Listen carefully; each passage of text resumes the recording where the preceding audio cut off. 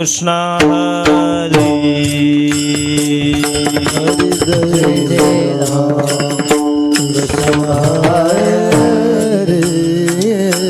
हरे जय जय राम कृष्ण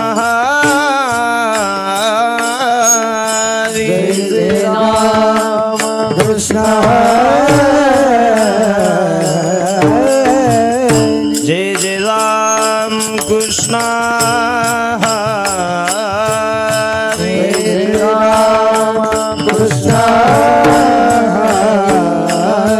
हरे जय जय राम कृष्ण हरे हरि जय राम कृष्ण हरि हरे जय जय राम कृष्ण हरे हरि जय राम कृष्ण हरि हरे जय जय राम कृष्ण हरि जय राम कृष्ण हरे जय जय राम कृष्ण हरि जय राम कृष्ण हरे जय जय राम कृष्ण हरि जय राम कृष्ण जय जय राम कृष्ण जय जय राम कृष्ण हरे जय जय राम कृष्ण हरि जय राम कृष्ण हरे जय जय राम हरि जय राम कृष्ण जय जय राम कृष्ण जय जय राम कृष्ण जय जय राम कृष्ण जय जय राम कृष्ण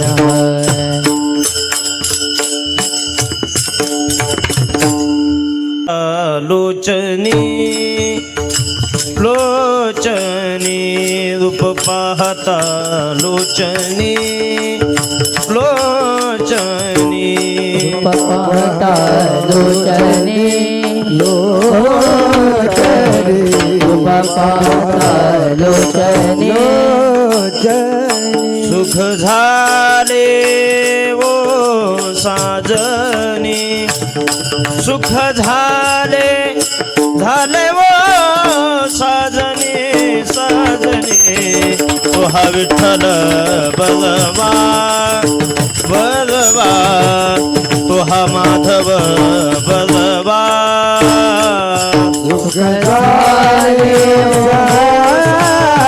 साजनी सुख झाले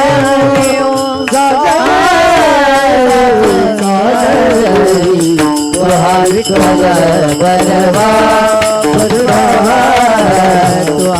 माधव बलवा बहुता सुकृताची जोडी म्हणून विठ्ठली विठ्ठली आवडी आवडी तो हा विठ्ठल बलवा बलवा तो हा माधव बलवा म्हणून विठ्ठल आवडी आवडी म्हणून विठ्ठल आवडी आवडी तो हा विठ्ठल बलवा विठ्ठल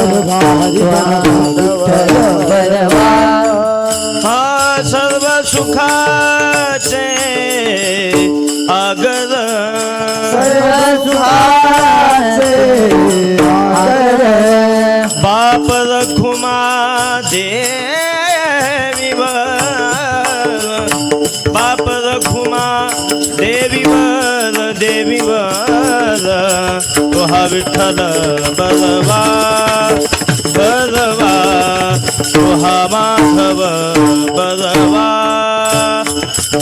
बाप रखुमा देवी वर बाप रखुमा देवी वर तो हा विठ्ठल बलवा बलवा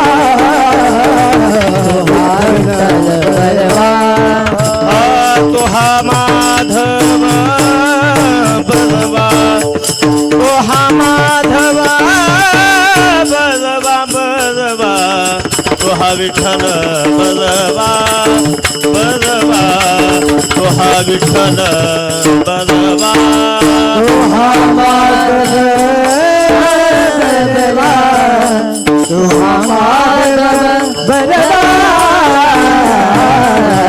तो हा विठ्ठल बलवा विठ्ठल बलवा हरि जय जय राम कृष्ण हरि जय राम कृष्ण हरि जय जय राम कृष्ण जय राम कृष्ण हरि जय जय राम कृष्ण कृष्ण हरी जय जय राम कृष्ण हरी राम कृष्ण हरी जय जय राम जय राम कृष्ण हरी जय जय राम कृष्ण जय जय राम कृष्ण हरी जय जय राम जय जय राम जोडोनिया धन उत्तम व्यवहार उत्तम व्यवहार उदास विचार वेस करे उदास विचार वेश करी उदास विचार वेश करी उत्तमची गती तो एक पावे उत्तमची गती तो एक पावे उत्तमची गती तो एक पावे उत्तमची गती तो एक पावे उत्तम भोगेन जीव खाणे उत्तम भोगीला जीव खाती उत्तम भोगीला जीव खाती परोपकारिणे परनिंदा उपकारिणे परनिंदा परोपकारिणे परनिंदा उपकारिणे परनिंदा परश्रिया सदा बहिणी माया परश्रिया सदा बहिणी माया परश्रिया सदा बहिणी माया भूतदया गायी पशूंचे पालन भूतदया गाई पशुचे पालन भूतदया गायी पशूचे पालन भूतदया गाई पशुचे पालन तान्हिला जीवन वनामाची तानिला जीवन वनामाची तानिला जीवन वनामाची शांती रूपी नोहे कोणाचा वाईट होय कोणाचा बारीक शांती रूपी नोहे कोणाचा वाईट शांती नोहे कोणाचा वाईट वाढवी महत्व वडिलाचे वाढवी महत्व वडिलांचे वाढवी महत्व वडिलांचे तुका म्हणे हेची आश्रमाचे फळ हेचे आश्रमाचे फळ तुका म्हणे हेची आश्रमाचे फळ हेचे आश्रमाचे फळ पद बळ वैराग्याचे परमपद बळ वैराग्याचे परमपद बळ वैराग्याचे उत्तमाची गती तो एक पावे उत्तमाची गती तो एक पावे उत्तमाची गती तो एक पावे उत्तमाची गती तो एक पावे उत्तम भोगेन जीव खाणी उत्तम भोगीला जीव खाणी उत्तम भोगीला जीव खाणी विठोबा रखुमाई विठोबार कुमाई जय विठोबा रखुमाई विठोबार कुमाई जय विठोबा रखुमाई विठोबार कुमाई जय विठोबा रखुमाई विठोबार कुमाई विठोबा रखुमाई विठोबा रखुमाई विठोबा रखुमाई विठोबा रखुमाई विठोबा रखुमाई विठोबा रखुमाई विठोबा रखुमाई विठोबार कुमाई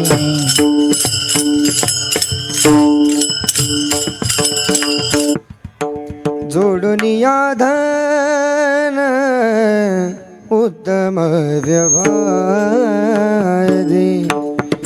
जोडुनिया धन उत्तम व्यवहारी जोडनिया दन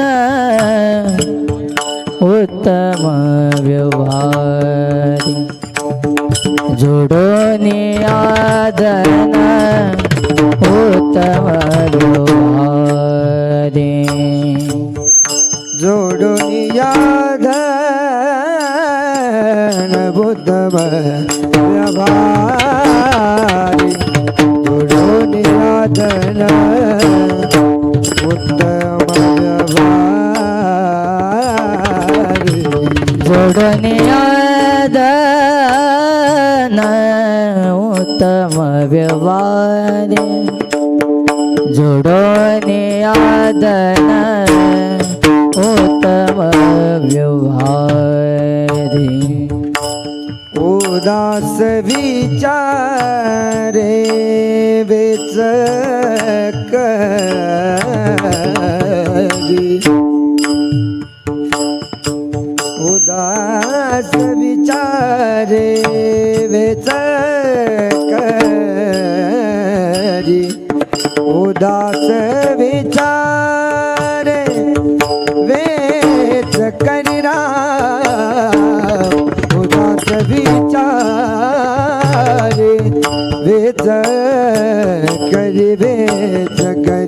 उत्तमाची गती तो एक पावे उत्तमाची गती तो एक पावे उदास विचारे वे जगरे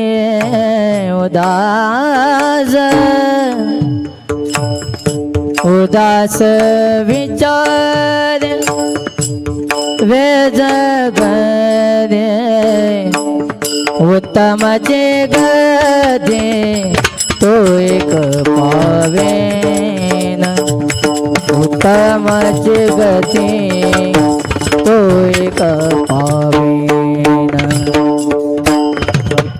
भोगिल भोगिल जीवकानि उत्तम भोगिल उत्तम भोगिल जीवकानि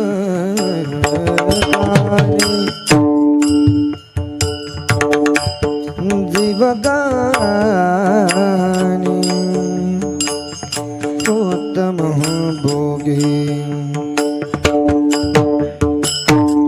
भोगी जीव कानि कानि उत्तम भोगिल जीव कानि उत्तम भोगी उत्तम भोगिल जीवकानि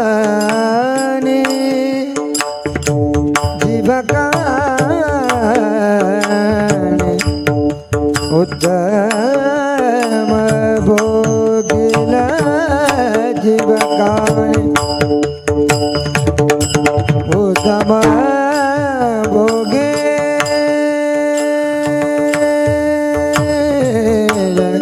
उत्तम भोगिल उत्तम भोगिल उत्तम भोगिल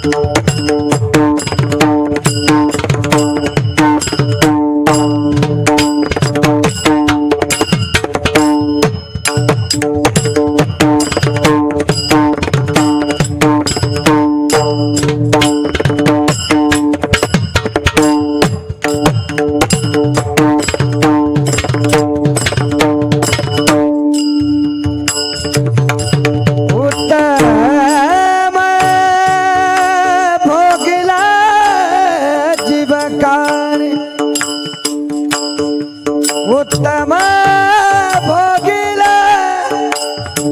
उत्तम भोगिल उत्तम भोगिल जीवकानि उत्तम भोगिल